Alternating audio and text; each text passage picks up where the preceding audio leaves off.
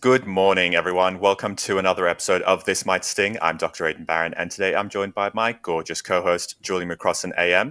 I'm really excited to get into the nuts and bolts of endometriosis with the founder of the Australian Endometriosis Foundation, Milli Weaver. Millie, thank you so much for joining us today. Good And morning, and thank you for having me. so great to have you here, Millie. And I want to acknowledge you. You are a lawyer, is your working life, but that you've experienced the rigors of endometriosis from a very early age. I'm very mindful that particularly young women may have tuned in to learn about endometriosis. And what's your fundamental message to them before we get into a definition and the rigors of it and that challenge of getting a diagnosis? What What's your message of hope to people who've tuned in with a dilemma?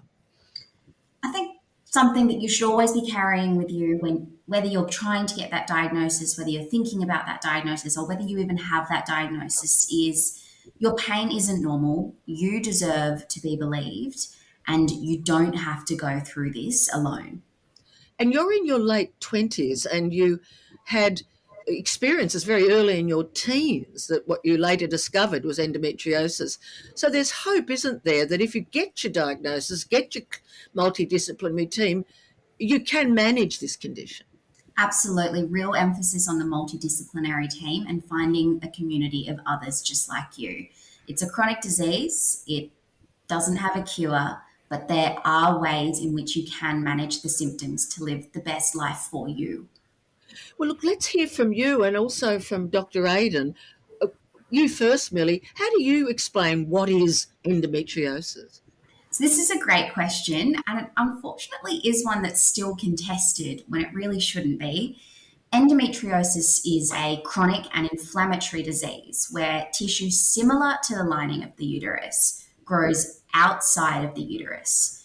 So, most often it is found in the pelvic cavity, but it's sometimes found in areas not connected at all with the uterus, like the bowel or the bladder.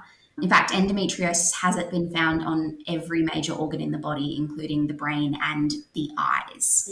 We know that because of where the disease grows, it can cause inflammation, adhesions, lead to the development of cysts, and all of these things together can lead to the person with the disease experiencing chronic and or persistent pain.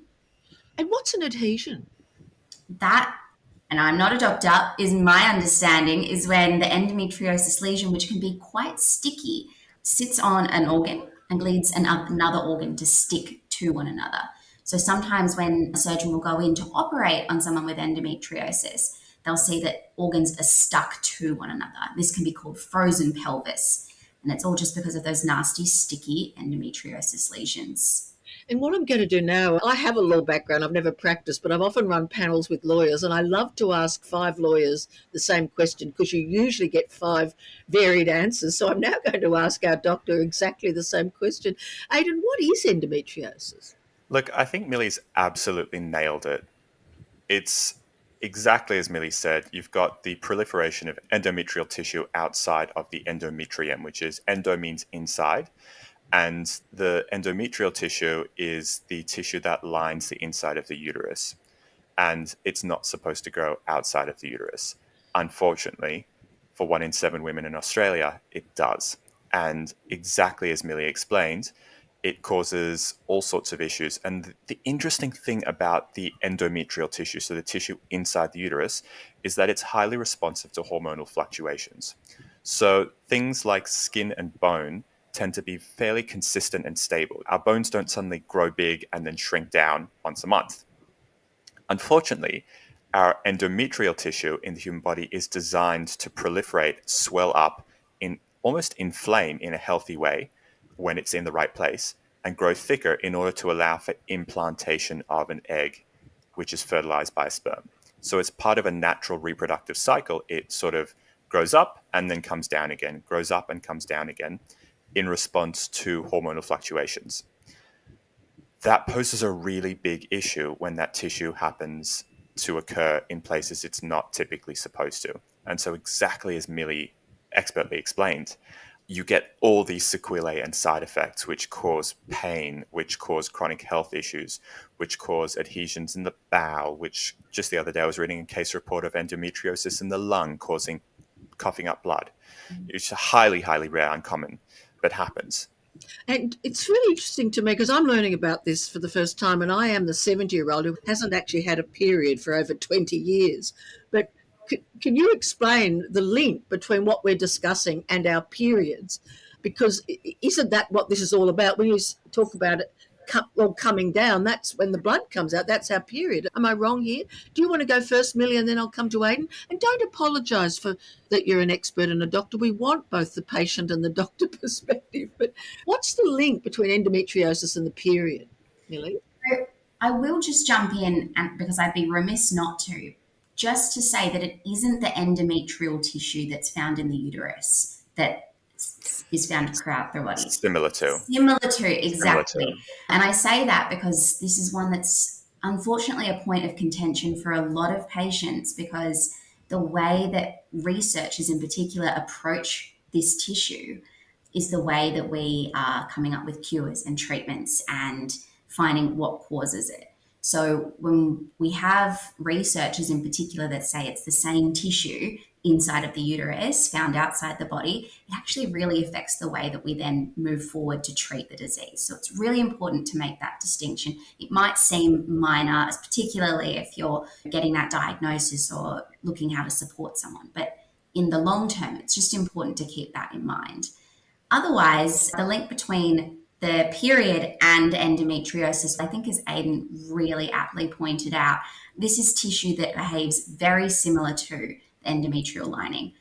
And so as a result, generally, I believe hormonally, that tissue can in some cases react like it would otherwise if you were having a period. So for some people, that can mean that the tissue sheds and bleeds as though you're getting a period elsewhere.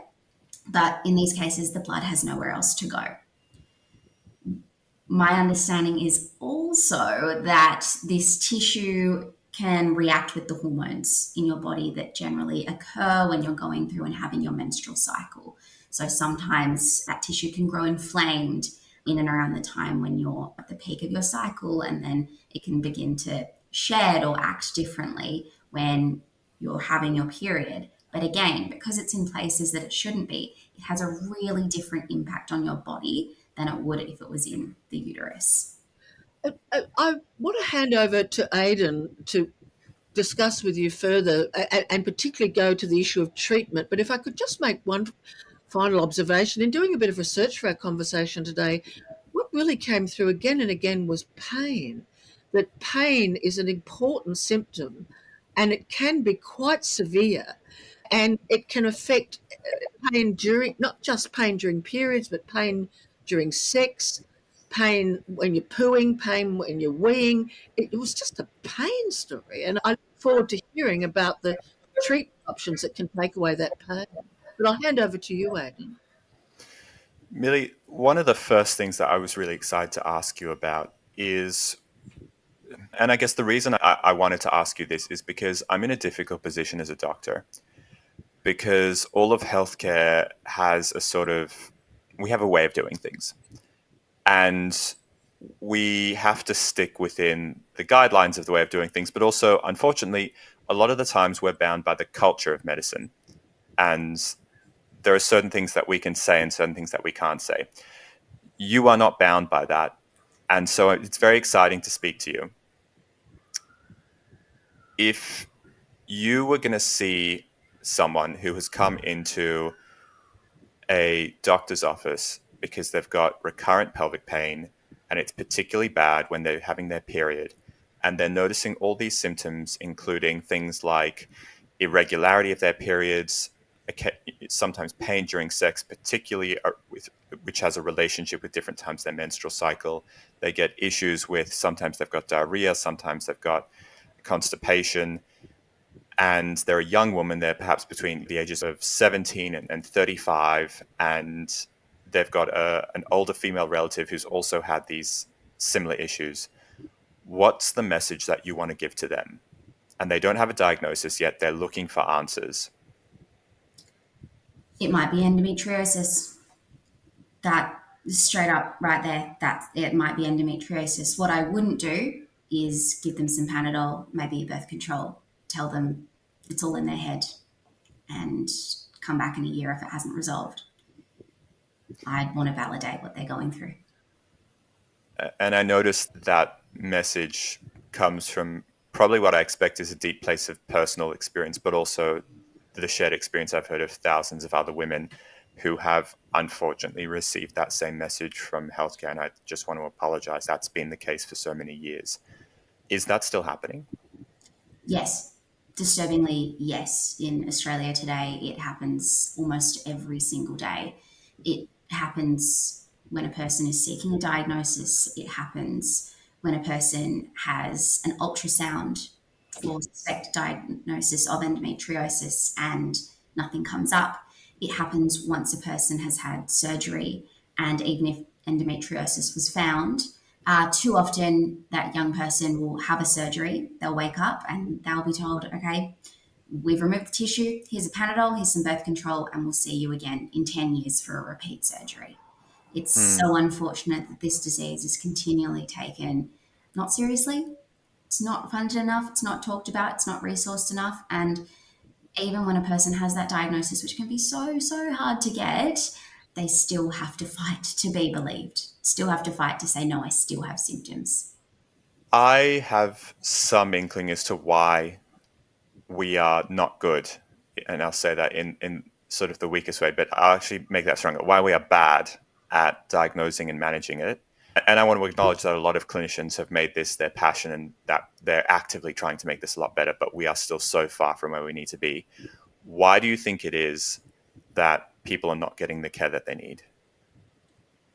I really think it comes back to the idea of endometriosis being a women's disease. It was historically associated with hysteria back before the term endometriosis was coined and diagnosed. Those women that would come forward and say, I experience pain on my period, were called hysterical. And more often than not, just completely told, oh, yeah, she's hysterical. You can't take her seriously. I think today, when the same thing happens, a young person walks into the hospital, presents an emergency, and the second they say, yeah, I get period pain, it's really bad, I can't stand up and I'm vomiting, please help me. Too often, there's that element of hysteria that's put on that woman and just told, well, you'll be fine. Hundreds of millions of others go through this every single day. And I think, unfortunately, also, we sometimes have medical professionals who have the same thing. They get periods and they say, well, it's bad, but it's not that bad. It's a lack of empathy. It's a lack of understanding. And I do really think at the root of it, it stems from the idea that endometriosis is a women's disease. And it's interesting you point out the historical use of the word hysteria. I mean, hysteros literally means the womb. And hysteria was initially a wandering uterus, which is interesting to now reflect on the fact that you have tissue similar to endometrial tissue wandering around the body where it shouldn't be. And I thought that was just an interesting connection. But yeah, absolutely. You can look at 1800s medical records and women are literally diagnosed with hysteria and put on all sorts of sometimes fun. There's records of women being put on cocaine and opium, but also women getting the most horrendous, horrific, barbarian medical treatments. Not even medical treatments. They're frankly torture treatments for this condition. And I think from a health professional standpoint, it's difficult whenever we are treating someone where there isn't a clear test for it. So when someone comes in with chest pain and they've got an ECG which is showing a heart attack or a blood test which is showing a heart attack, it's very easy for me to go, here's a disease. I have to take this person seriously. They're saying they've got 10 out of 10 crushing chest pain. I can do something about that. And I have a positive confirmation of disease. Endometriosis is tricky. And I think what's tricky is we're in such a rapidly changing world at the moment that even the diagnostic guidelines are changing. And so those of us who went to medical school 5 years ago, 10 years ago, 15 years ago, the treatment and process for sort of investigation and management is changing.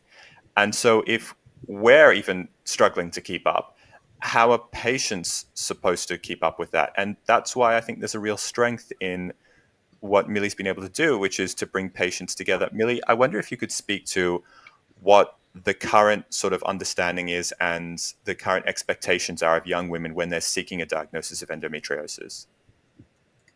So for those young people that come specifically to us, and that is the Australian Endometriosis Foundation, and looking for help with receiving a diagnosis, unfortunately, the first thing we do say to them, and I say unfortunately because it's a shame we have to say this, is bring someone in with you to your medical appointments who can advocate for you, because unfortunately, a lot of the time, you're not going to get the answers that you deserve at that first appointment, and probably not with that first or even second doctor. We also have a lot of resources that we'll provide that young person with to help them know what things they should be saying in the medical appointment to be taken seriously.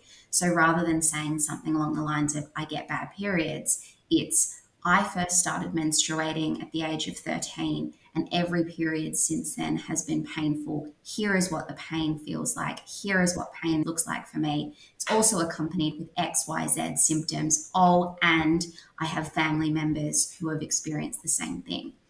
And we do that because a young person that's never navigated the healthcare system before would have no idea that these are the things to be saying. And unfortunately, more often than not, the health professional doesn't ask the questions in that situation. But in providing those resources and telling that young person, bring someone in to advocate for you, because it can be really hard to advocate for yourself in a clinical healthcare setting when you've never been there before. Hopefully that young person is able to get the referral to the specialist they need, or the tests and or surgery they need to get that diagnosis and then receive the further care. If I could come in, I'm very mindful again that we could have some younger listeners grappling with these symptoms, and I really want to give them hope and not frighten people, even though it does sound like a very challenging condition. And I wondered, just a very quick question, and then I wanted to ask you about your own personal journey to diagnosis, what liberation that diagnosis gave you. But what sort of medical specialist deals with endometriosis? If you are talking to your GP and seeking a referral, who are you seeking a referral to? You're looking for a gynecologist, specifically a gynecologist with what we call AGES training. So they've undergone further training in specialist surgery, and ideally someone who has experience with endometriosis. And there are really great online sites that can show you, that has a database of these particular specialists. But ultimately, if you're walking into your doctor, what you want is a referral to a gynae. And when you say AGES, what we call AGES, is that an acronym? Can you just explain what that means? That is an acronym. So a gynecologist is someone who undergoes, I believe it's 4 years of specialized training. And then 5, 6, Aidan's pointing upwards. Keep going. Yeah. It's probably close to a decade. A lot of specialist training, and then I don't know how, but some of them go on to do further training, subspecialty training, and further training that they can underdo is called AGES. I just want to come to your personal story. When did you first think, my God, something's wrong? And how long did it take you to get your referral? If you're able just to give us that summary of your journey and what your mum and dad were doing to help you. Yeah, so my story is pretty stock standard, unfortunately. It's really the story of so many other young people who have endometriosis. I got my period at 13 years old, and from the get-go, it was bad enough that I remember having to take days off school, going to the school cubicles and lying down just because the pain was that bad. It would manifest as migraines, it would manifest as nausea, it would manifest as bloating. But the two things were, firstly, when I was that age at school, we weren't talking about periods. I wasn't saying to my friends, hey, are your periods like this? So I had no idea that my experience was profoundly different to that of my peers. Secondly, and unfortunately, again, something that we do see a lot is endometriosis is very genetic. So while I was going through all of this, my mum was there and she was going, it's okay. I went through the same thing. It gets easier as you get older. And as a result, I just thought to myself, okay, periods are just meant to be really bad. I don't know how, maybe I'm just weak. This is crazy. Okay. I do remember at about 14, I went to see my GP and we mentioned the bad periods. And he seriously said to me, some women just get bad periods. You just need to take a few more Panadol, just drink some more water, and that will help flush it out. And I was like, okay, I just need to be tougher because none of my friends are going to their GPs and talking about their bad periods. I just need to toughen up. At around 16 or 17, I now look back on and reflect it was probably a burst cyst. And both times I went to hospital in extreme pain. And I just remember getting an ultrasound, an external ultrasound, and the doctor just saying, "Oh, well, you're not pregnant. Like, you're not on your period. So, there's nothing we can do." And my dad, bless him, refused to let them discharge me until I had pain relief because I just kept blacking out from the pain, at least the first time.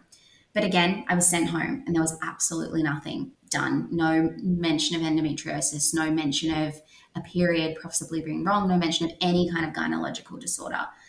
When I was 19, my stomach extended really badly. It was really hard, really bloated. And I was walking around and I remember someone in the shop said to me, "Oh my God, how far along are you?"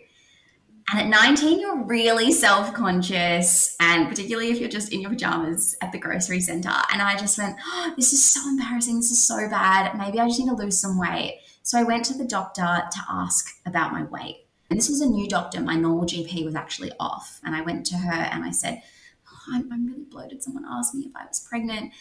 And she goes, "You're actually really in proportion, but you are very bloated. Like, tell me what's going on there." And I told her, and I kind of said, "Oh, it gets really bad around my periods." And she said, "Tell me more about that." So I said a bit more. And she said, "Has anyone ever told you about endometriosis?" And I said, "Is that cancer? What is that?" And she said, "Well, I'm going to send you in for an internal ultrasound and I'm going to refer you to a gynecologist." So I had the internal ultrasound and it didn't show anything because more often than not, it can't see endometriosis, but it did see a cyst. And because of that cyst, I was able to get operated on very quickly. And during that surgery, basically, they just found endometriosis everywhere. And when I woke up, the specialist said to me, "Oh, yeah, the cyst wasn't a problem." And comparatively, it was nothing. It was just a cyst hanging out. "You have endometriosis." And I'm lying in the hospital bed, drugged up, and I'm just going, "What is this word? What does this mean?" Yeah, Aidan, I'm going to come to you in a moment for your reflections on this story, but I just want to stay with the story because there's one thing I've learned as someone who's also had a serious illness. There's enormous power in just not just, but in the patient's story, the liturgy of it. Can I just ask you, what impact on your life and treatment did that diagnosis bring?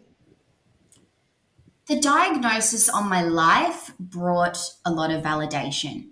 And it's something that as I get older, I reflect on more and more on how much I didn't believe in myself and I didn't trust myself. And I still see that today sometimes when I get a headache and I go, "Oh, it's not that bad." And I'm like, "Oh, no, actually, it is a migraine. Why am I dismissing myself?" And I reflect and I go, "Because for 10 years, I was experiencing horrific pain and horrific symptoms. And very trained experts were telling me that it wasn't real." So that diagnosis definitely instilled a lot of confidence in me and the ability to believe in myself a lot more.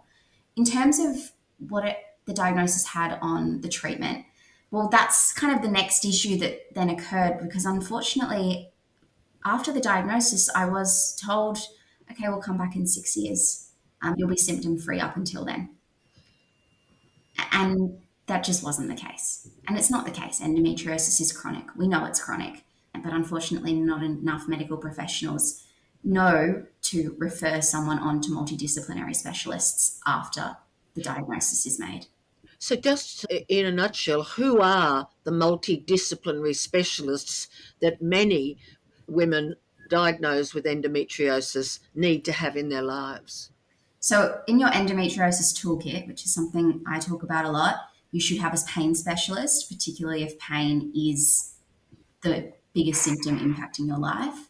And then it comes to allied health professionals, and this will really differ for every person and should be tailored depending on your symptoms. But it can be something like an exercise physiologist, a dietitian, a pain psychologist, someone who does acupuncture, a pelvic physiotherapist. It's really varied and it depends firstly on your symptoms and also what you can afford. I look forward to talking about your advocacy in a moment, but I want to hand back to you, Aidan, in terms of any aspect of the clinical care, the treatment options. We've had some insight into the surgery, but even understanding a little bit more what that surgery is about. But thanks so much for what you're telling us so far, Millie. It's a very moving story. So there's a quick quote I'll share with you by an American writer called Willa Cather, and she says there are only 2 or 3 human stories, but they go on repeating themselves as savagely as if they've never happened before. And I think that applies to the getting the diagnosis for certain conditions. We all go on this individual journey that's like an odyssey. But thanks, Aidan, you go. Thank you so much, Millie. I guess I was so happy at the point of the story where you told me about a GP who heard your symptoms and said, "Have you thought about endometriosis?" Because increasingly, I want to celebrate how wonderful some GPs, an increasing number of GPs, are out there at being the first to say to someone, "Hey, this could be endometriosis," and being pivotal in the care that young people with endometriosis receive, because they are sort of the specialist who sits at the center of the care team and coordinates the lifelong care of a person. Just briefly, AGES is the Australian Gynecological Endoscopic Society, Surgical Society. So essentially what it means is you've got OBGYN, so obstetricians, gynecologists. Obstetrics deals with pregnancy, and gynecology deals with the uterus and the relevant anatomy of the female body. And gynecologists who then do extra training in endoscopy. Endo means inside, and oscope literally means to look with a camera. And so it's essentially what we quote unquote keyhole surgery, using cameras and small instruments instead of doing a big cut and opening a person up during surgery. And AGES, or endoscopic surgery in gynecology, allows someone to use cameras to go in and in the process make a diagnosis because they've seen tissue similar to endometrial tissue, or rather endometriosis type tissue, on organs inside the abdominal cavity or the pelvic cavity.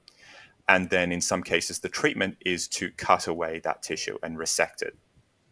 And so the reason this is important is because ultrasound is often a first-line investigation that people will get. And in medicine, we talk about tests which rule in and tests which rule out. And ultrasound is one of those tests that rules a diagnosis in, which is to say, if I get an ultrasound and it shows endometriosis, I can make a diagnosis of endometriosis. If I get an ultrasound which doesn't show endometriosis, I can't say that there isn't endometriosis. It's a rule in test, but not a rule out test. I love that. I love that language.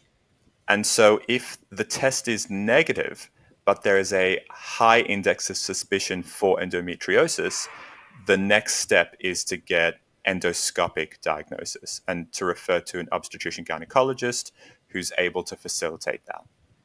And can you just quickly explain what is an ultrasound? And again, that's in a nutshell, the endoscopic. These are all words people don't know. So an ultrasound is when we use a probe which has crystals in it to shoot sound waves into the body. They bounce back, we receive them in the probe, and we're able to take pictures of soft tissue, not bones, but organs. There's 2 kinds of ultrasounds. One is an internal ultrasound, where we use a long, thin ultrasound device inside the vagina to look at organs inside the pelvis, so the cervix, the ovaries. And another one is an external or trans-abdominal ultrasound, where we use a sort of what you might be familiar with from pregnancy on episodes on TV shows, an ultrasound to scan through the tummy, looking at organs inside the abdomen. And ultrasound can be used on a number of things around the body. We can use it on hearts and lungs and eyes. But in this case, in this context, we're talking about 2 basic sort of ultrasounds, an inside one and an outside one. And that is looking for things like the thickness of endometrial tissue, the blood flow inside tissue. We're looking at things like the blood flow around organs, which might signify inflammation. Those are sort of what expert sonographers and radiologists are looking at. Then when we come to endoscopy, it's about putting essentially a camera on a stick. And when I say camera on a stick, it's not a GoPro. It's a very thin metal tube which has a light source and a camera at the end, which is able to go inside the abdominal cavity. And generally what we do is we create a small port or a small hole which goes from the outside to the inside of your tummy, of your abdomen, and we pump some CO2 gas into the abdomen so it enlarges a bit and expands a bit, which is why people feel very bloated after these surgeries. It creates a bit of space for us to have a look.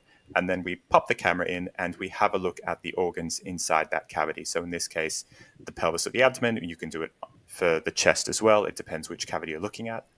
And that endoscopy allows a surgeon to see the organs, to see around the organs. It also allows them to bring in a knife and fork, essentially, and do some cutting or resecting or stitching, whatever they need to do.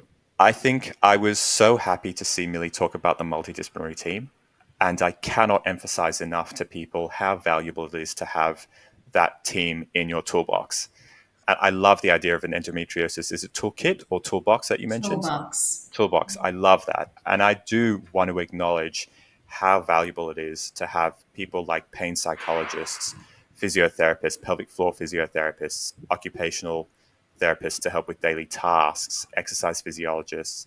It's important to appreciate as well is that there is a spectrum of disease. Not everyone with endometriosis has severe disease. Some people are very fortunate and it's mild, and other people have very severe debilitating disease. And so depending on how bad someone's endometriosis is, will depend on how many people they need to get involved.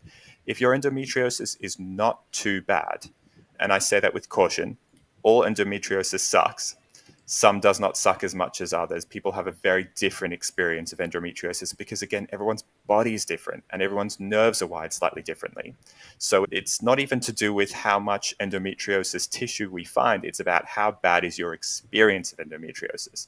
There's a very poor correlation between how bad the deposits of endometriosis tissue are inside the body and how bad someone's day-to-day experience is, which means we might see just a bit of endometriosis tissue inside the pelvic cavity, but they might have debilitating pain, whereas another person might have huge amounts of endometriosis tissue around their abdominal organs, but they really only get a few days of really bad pain around their period, and they're able to function fairly well the rest of the time. So depending on how bad your symptoms are, will depend on whether you need to include a pain specialist in your team, which is someone you need a referral to, will depend on whether you need recurring endoscopic surgery, will depend on whether you need a host of other people in your camp.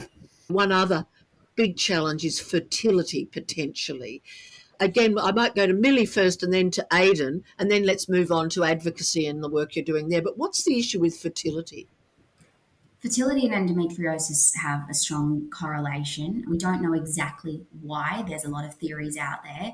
But if you have endometriosis, you are more likely to struggle to conceive. So, an additional person in your toolbox might be a fertility specialist. Now, this is something that if you catch it early, is more likely to be able to be managed. Speaking from personal experience, at 22, I found out that endometriosis was affecting my fertility. And I was lucky enough to be able to go for fertility preservation treatment, which involves freezing your eggs or embryos if you have a partner. For some, though, unfortunately, they might not have been advised that endometriosis will affect their fertility, or once they realize it is too late. And so that can mean potentially they have a diminished ovarian reserve. That is, there's not enough eggs in there for a viable pregnancy. It might mean that the endometriosis has actually destroyed the internal anatomy to an extent that you're unable to fall pregnant and or carry a child.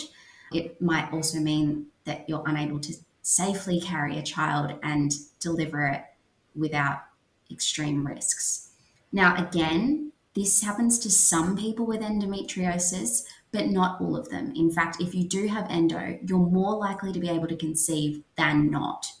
But it is something that's really important to be aware of, particularly if you're young, because you've got more of a chance of being able to get on top of it now than in 10 years' time when you are starting to look at potentially starting a family. Is there anything you'd like to say more, Aidan, about the fertility issue?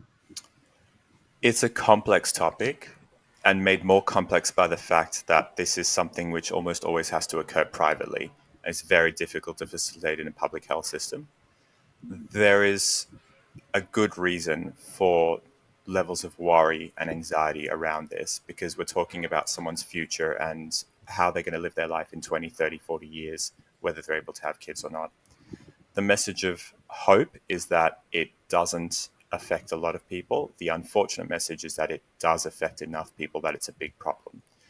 The fertility issues are many, but ultimately what we're talking about is the process of inflammation and then the sort of rolling back of inflammation, you can almost imagine it as a tidal wave that occurs in sync with people's hormonal fluctuations of inflammation of tissue, recession of that tissue. Inflammation, recession causes scarring.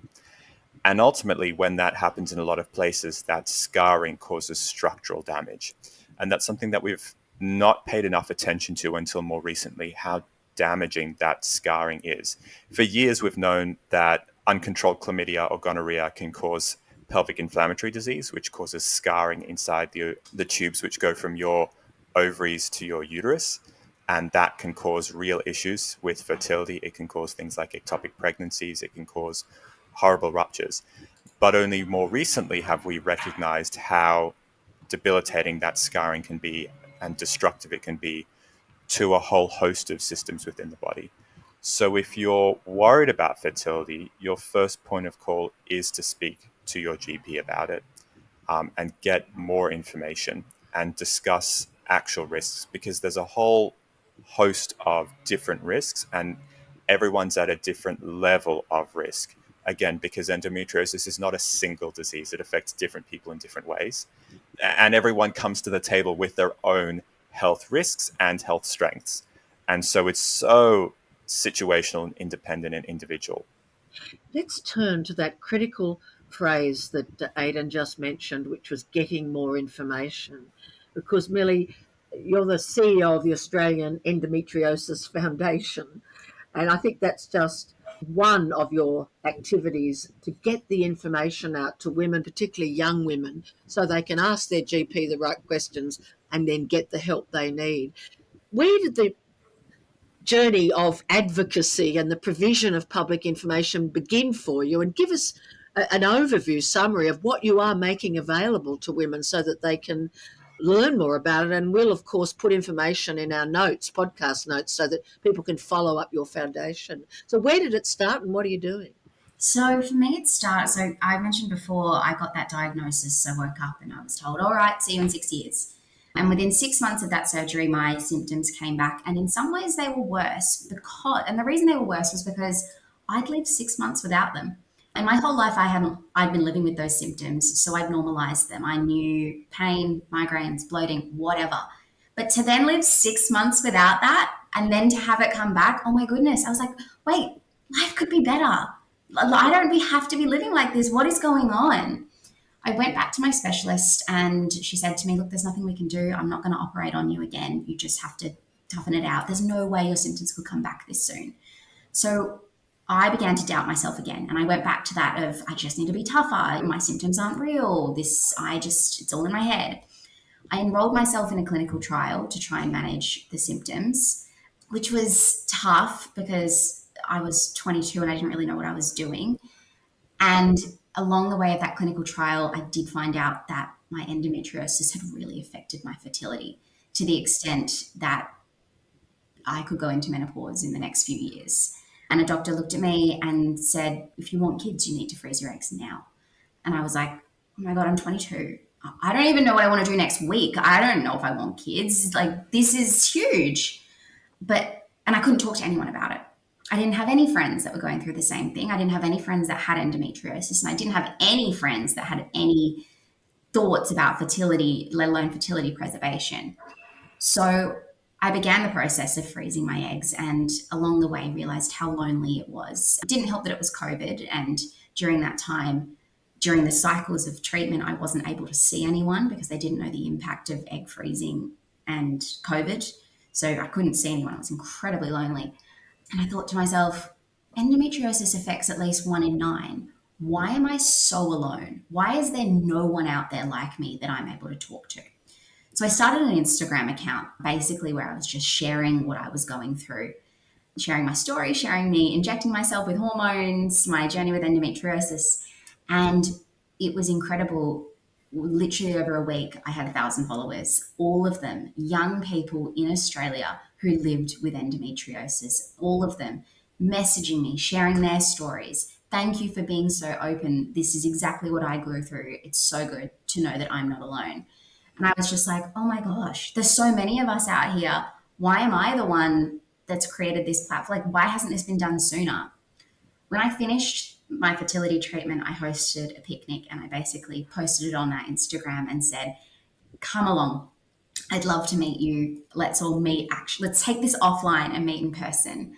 And I hosted a group of girls at my house, and it was amazing. For 2 hours, we laughed, we cried, we shared tips, and all of us thought to ourselves, why are there no other spaces for us to do this? This is incredible. This is so empowering, fulfilling. And you walk out having all these tips and tricks on how to better manage your disease. And so shortly after, I hosted a few more of those events, just trying to get more and more people along. And then brands started reaching out to me and they'd say, hey, we've seen what you're doing on Instagram. We'd love to donate. What's your charity number? And I was like, oh, I'm an individual. There's no charity here. I'm just bringing people together. And they said, oh, okay, let us know if that changes. And I went home and thought, maybe that should change.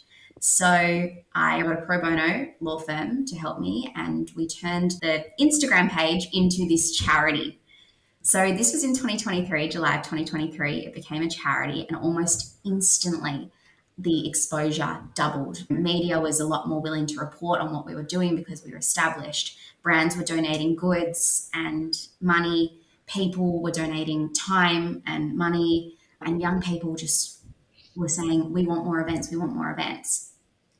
At the start of last year, the charity had grown to the point where we had, I think it was 1,000 registered members across Australia who were engaged with the program that we were doing. And so I decided we needed to really formalize up what we were doing and come up with a bit more of a plan rather than just these informal catch-ups, something that we can roll out every year.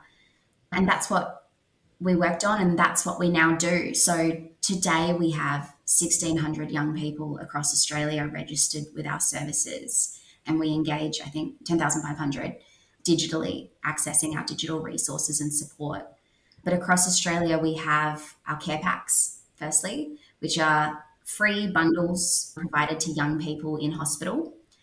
And it gives them this care and comfort from when they wake up from surgery. And then there's a pamphlet in there that connects them to our services. So from the minute that they're diagnosed, they know firstly that they're not alone, but secondly, that there's a community of others that they can connect with. We also have fertility preservation seminars, again, completely free, which are run across Australia, and we encourage young people to come and to bring their support people. So maybe it's a loved one, maybe it's a parent, and you get 2 hours of just Q&A with a specialist and then Q&A with a young person who's undergone fertility preservation. And so basically, it just gives this young person the opportunity to ask all these questions in a judgment-free zone while building connection with others who are in the exact same spot as them. And it also has the added benefit of partners and support people being able to connect with one another, because too often we find support people also aren't provided with any comfort, any resources, or any idea on how to support the person with endometriosis. Outside of that, we've also got coffee catch-ups. So we run those every other month in every state and territory in Australia, which is a peer-led intervention support program where we have a young person that sits there and brings with 8 other young people, and just they spend 2 hours chatting about endometriosis. Look, Millie, this is just the most fantastic example of patient-initiated advocacy in partnership with clinicians to provide fantastic information. I would say, because I've been on your website too, you have a very impressive board of people with appropriate financial and legal expertise. Can I just cut quickly to this issue of equity of access? Because you're obviously working nationally now, which is amazing. People in rural and remote areas, people from multicultural backgrounds, and of course First Nations people, people who are perhaps on the other side of what's often called the digital divide too, that may not have as much access digitally. I'm not saying it's your responsibility, but what are your thoughts there about extending and out to reach those even more vulnerable groups? I think that's an excellent point. I think sometimes it's really distressing that people in those areas don't have access to the care that they deserve as well. We do have a few ambassadors in regional and rural areas across Australia, but there's so much space for more to be done, both in terms of connection and building that community, but also in terms of the healthcare and the access to healthcare in those areas. Like, too many of our young people say, oh, I'm in Sydney for the week, because I'm having to stay at a hotel and my parents are flying down because we just don't have a surgeon in Darwin, for example. That's really stressful, and that's an additional stress and cost that a young person has to go through. And I think that's definitely something that should be a priority for those who have the funds to build access to healthcare out in those areas. And I just want to jump in there. And it's so important that people like Millie are speaking up about endometriosis. And she's really ridden the wave in terms of public awareness of this, because thankfully there's now a national action plan for endometriosis from the government, which recognizes that things like public awareness, patient understanding of the condition, access to treatment options, research programs into endometriosis and pelvic pain are significant priorities, and that it's not just about educating health professionals, but also making people in the broader community aware of this disease and the significant requirements that we need to meet the basic level of care needed. And so it's nice to know that this is starting to take front and center stage, that health professionals are really starting to get on board with improving the access to diagnosis and ongoing care of endometriosis in a way that we weren't 10 years ago. And so, if you're interested, the National Department of Health and Aged Care now has a National Endometriosis Action Plan, which is hopefully going to start to filter down and have impacts where, when a patient's sitting in front of a healthcare professional, they're starting to feel that difference.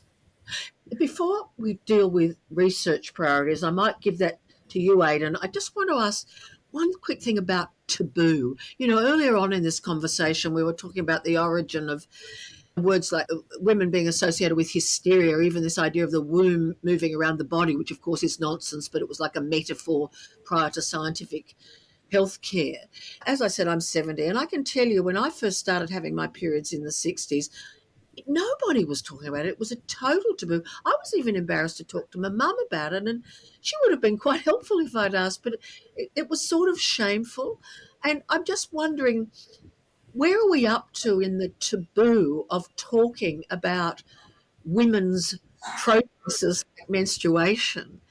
And do you think it's any better for teenagers now? Would they be more likely to be able to share stories with each other about what their menstruation's like? Because in your story, your loneliness was such a key element to your story. So where are we up to with the taboo of talking?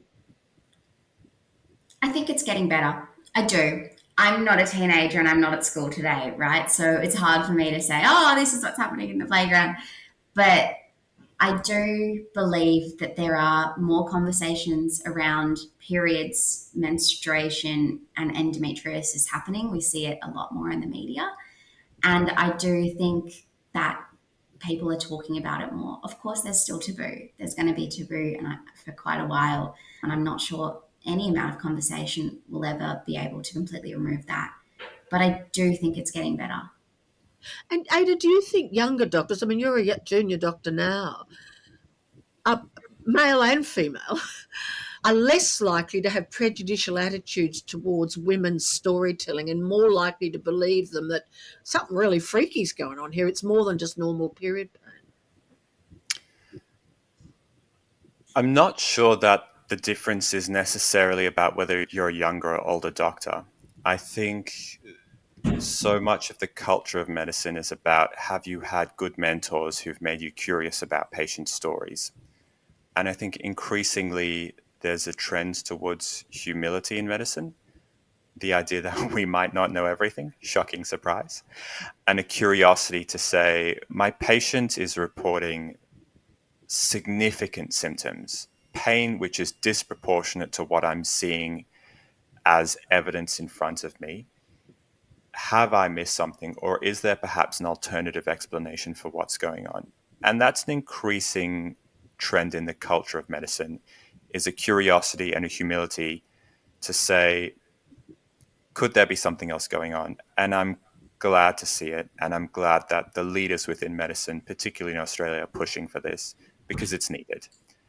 And it's needed for diseases like endometriosis and 101 other diseases similar to endometriosis, which can be invisible diseases at first. And because they're not obvious, it's very obvious when someone comes in with a broken bone why they're in so much pain, but it's hard to diagnose.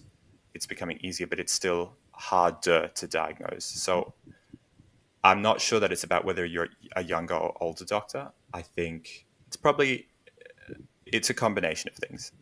The other thing is, from a doctor's perspective, I find it really challenging when a patient comes in and I have an interaction with them and they've had multiple negative experiences with healthcare and they start off on the attack. All these other doctors have mistreated me and I need this test. And they start off, and you have to give me this test. And this is all the reasons I need this test. And I don't blame people for having that experience because I get it. I guess what I would ask, and it's not necessarily fair of me to ask this of you, because if you're someone who's listening who's had multiple negative interactions with healthcare, I'm sorry, and you shouldn't have had that. You shouldn't have had to go through that. But what I would suggest is that if you're trying to get the most out of the healthcare professional in front of you, try and give them a clean slate and try and afford them the opportunity to prove to you that they can be someone who listens to you. And if they aren't, then I'm so sorry that's happened. But the best relationships happen when a patient and a doctor come together to work on a problem with an open mind. I want to give you a chance to respond to that, Millie, and then I want to ask one more quick thing before we finish on research. But what do you say to Aidan about that plea to give the benefit of the doubt and be gentle with the new doctor? I think it's a fair comment. I think Aidan's also acknowledged the nuances that, that young person that's presenting in front of the doctor might have done so 5 times already and is now at a point where they're at their wits' end. If you do have the capacity to sit there and go through your symptoms again and respect that this is another human being in front of you who wants to hopefully help you, do it. But if you don't have the capacity, it's not your fault. You're someone in a system and you haven't been treated right. And we get it. We get it that you're tired. We get it that you're frustrated. We get it that you're in pain and you just want to be believed. Yeah, I agree with Aidan's point and I agree with the nuances in this situation. I just want to acknowledge too that I've talked about men and women all the way through this, and I've noticed you, Millie, you've been much more careful to say people. And my understanding is we need to acknowledge, and I have friends in this situation who present either ambiguously or they present as men, but in fact they still have a woman's physical body, a woman's physical body. And so it's another challenge in the healthcare sector for the respect of the trans person. But look, we only have a few minutes left. In a nutshell, 2 or 3 areas where you want to see more research. I'll just bang in, Aidan, if I may, because we literally have only a few moments left. What do you want to see, Millie, as research priorities? I think a research priority, there's a lot, but patients need to be front and center. Yeah, whatever research is being led, whatever we're putting our money towards, we need to be involving patients and we need to be asking them what their priorities are, why, and how they want to see it happen. That's not happening. Medical researchers are a lot of the time taking it on themselves to figure out what's going on with endometriosis or find different cures, treatments, etc. Great, but if you're not involving the patients, you're not going to get the response that you want. Yeah, co-design, they often call that, don't they? Aidan, you mentioned earlier that there's the protocols are changing, that it's an area where there's change in terms of the guidance that young doctors like yourself are given. Do you have any reflections on research priorities that you are interested in?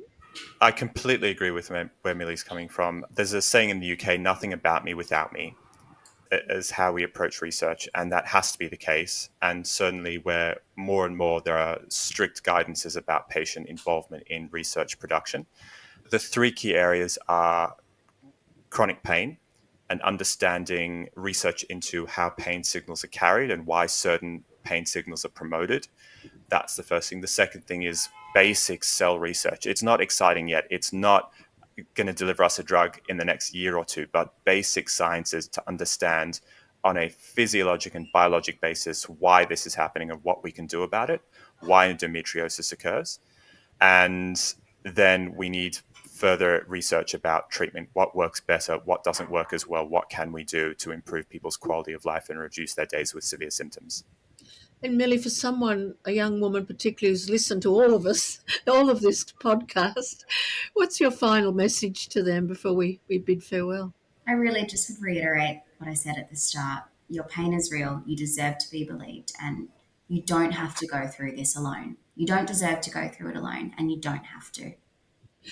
Well, I just want to say not only thank you to Milli Weaver, the CEO of the Australian Endometriosis Foundation, is a fantastic advocate, but I also just want to say, Aidan, this is exactly why we're doing this podcast, to bring evidence-based information into the social media world so that people who are directly affected by this, either through experiencing endometriosis or concerned that they may have it, or their family and friends, can access high quality information. And it just feels really worthwhile. And I just want to say farewell from Julie. And do you want to say goodbye, Aidan? Just want to say thank you so much for tuning in again. Thank you, Millie, for your time. This is This Might Sting, diagnosing nonsense and prescribing the truth. Thank you so much for tuning in. Make sure to like and subscribe, and we'll see you next time. Bye. This Might Sting is hosted by Aidan Barron and Julie McCrossan, executive produced by Joshua Kirsch. While we always work to give you the best information and tips, nothing in This Might Sting should be construed as personal healthcare advice. You should always make health decisions in consultation with your general practitioner and specialists. If you'd like to hear us talk about a topic on the show, or if you think we've made a mistake and want to request a correction, please contact us at questions@thismightsting.com.au.